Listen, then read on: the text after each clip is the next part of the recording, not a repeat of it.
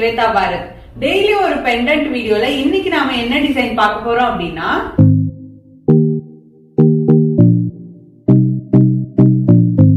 Okay guys, வாங்க இப்ப நம்ம வீடியோக்குள்ள போகலாம். வீடியோக்குள்ள போறதுக்கு முன்னாடி நீங்க இன்னும் இந்த சேனலை சப்ஸ்கிரைப் பண்ணா சப்ஸ்கிரைப் பண்ணிடுங்க. அப்படியே பக்கத்துல இருக்கிற பெல் ஐக்கனை கிளிக் பண்ணிடுங்க. அப்பதான் நான் உங்களுக்கு வீடியோ போடுறதுல நோட்டிபிகேஷன் வரும். ஓகே கைஸ், வாங்க இப்ப நம்ம வீடியோக்குள்ள போகலாம். ஓகே கைஸ், எப்பயும் போல கையில நல்லா ஆயில் அப்ளை பண்ணிட்டு மண்ணை நல்லா பிசைஞ்சிட்டு கீழே வச்சு தேய்ச்சிக்கலாம். தேய்க்கும் போது ரெண்டு பக்கம் திருப்பிட்டு தேய்ங்க. அப்பதான் வந்து நம்மளுக்கு கிராக் எதுவும் இல்லாம இருக்கும். நல்லா தேய்ச்சி முடிச்சதுக்கு அப்புறமா உங்களுக்கு எவ்வளவு பெரிய சைஸ்ல உங்களுக்கு பெண்டன்ட் வேணுமோ அந்த size round shape cutter use பண்ணி கட் பண்ணிக்கோங்க. அதுக்கடுத்து சைட்ல இருக்கிற எக்ஸ்ட்ரா மண் எல்லாத்தையுமே ரிமூவ் பண்ணிட்டு வாட்டர் வச்சு நல்லா ஸ்மூத் பண்ணிக்கலாம். நாம ஸ்மூத் பண்ண அந்த வாட்டர் நல்லா ட்ரை ஆனதுக்கு அப்புறமா அதை விட நம்ம ஆல்ரெடி போட்டிருக்கோம் இல்லைங்களா ரவுண்ட் ஷேப், அதை விட சின்ன சைஸ் எடுத்து நம்ம வந்து ஒரு ரவுண்ட் போட்டுக்கலாம். கரெக்டாக பார்த்து போடுங்க, எல்லா பக்கமும் ஒரே மாதிரி இருக்கான்னு பார்த்துட்டு ரவுண்ட் போட்டுக்கோங்க. சும்மா ப்ரெஸ் பண்ணால் போதும். அதுக்கடுத்தது அதை விட ரொம்பவே சின்னதாக இருக்கிற ரவுண்ட் ஷேப் எடுத்துட்டு அதையும் சென்டராக பார்த்துட்டு எல்லா பக்கமும் பாருங்க. எல்லா பக்கமும் ஒரே மாதிரி கேப் விட்டுட்டு நம்ம வந்து சென்டராக பார்த்து ஒரு ரவுண்ட் போட்டுக்கலாம். நீங்க இந்த மாதிரி கட்டர் தான் யூஸ் பண்ணணும் அப்படின்ட்டு இல்லை, உங்ககிட்ட வேஸ்டா எது இருந்தாலுமே அந்த ரவுண்ட் ஷேப் யூஸ் பண்ணி நீங்க ரவுண்ட் போட்டுக்கலாம்.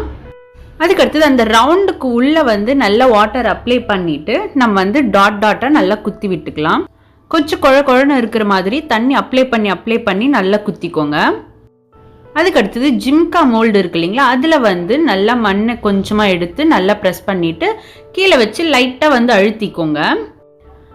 அழுத்திட்டதுக்கு அப்புறமா அதை வந்து நல்லா ஸ்மூத் பண்ணிக்கலாம் மேல் பக்கத்தவ.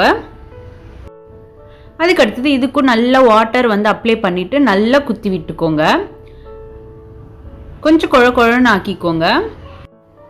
நெக்ஸ்ட் வந்து இது மாதிரி நீட்டா 2 கட்டுக்கம்பியை வந்து கட் பண்ணிக்கோங்க. 2லேருந்து 3 கூட கட் பண்ணிக்கலாம்.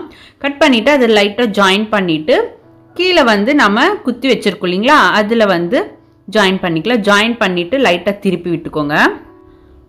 நெக்ஸ்ட் வந்து நைஃப் யூஸ் பண்ணி குட்டி குட்டி லைன் மாதிரி போட்டுக்கலாம்.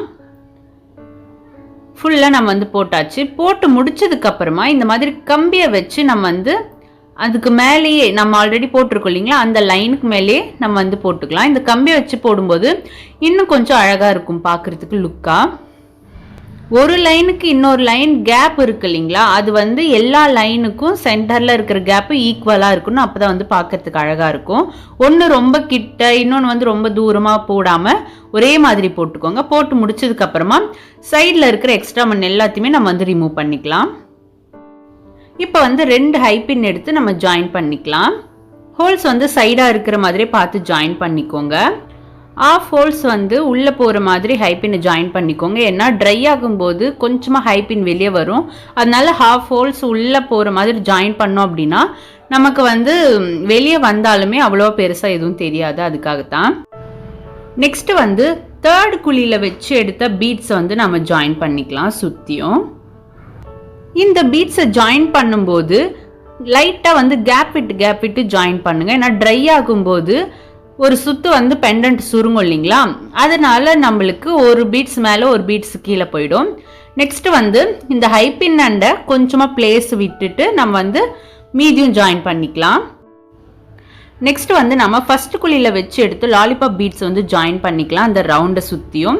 இது எப்படி ஜாயின் பண்ணணும் அப்படின்னா, அந்த பிளேட் மாதிரி பெண்டன்ட் இருக்கு இல்லைங்களா, பெரிய பெண்டன்ட், அதுல தான் நம்ம எடுத்துட்டு போய் அந்த நிக்ரோம் ஒயர் வந்து ஜாயின் பண்ணணும்.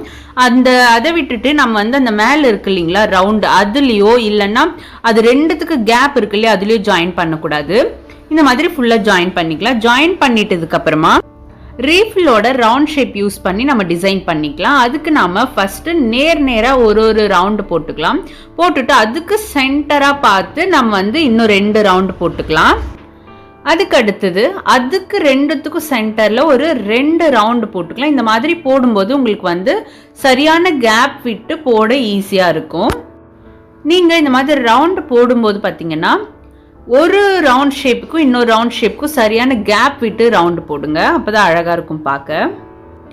லாஸ்டா நாம ஜாயின் பண்ணி வச்சிருக்கோம் இல்லைங்களா, அந்த பீட்ஸ் எல்லாத்தையும் கீழ் பக்கமா நல்லா அழுத்தி விட்டுக்கோங்க. அப்பதான் வந்து லைனா இருக்கும். ஓகே கைஸ், இப்போ வந்து நாம ஃபினிஷ் பண்ணியாச்சு பாருங்க.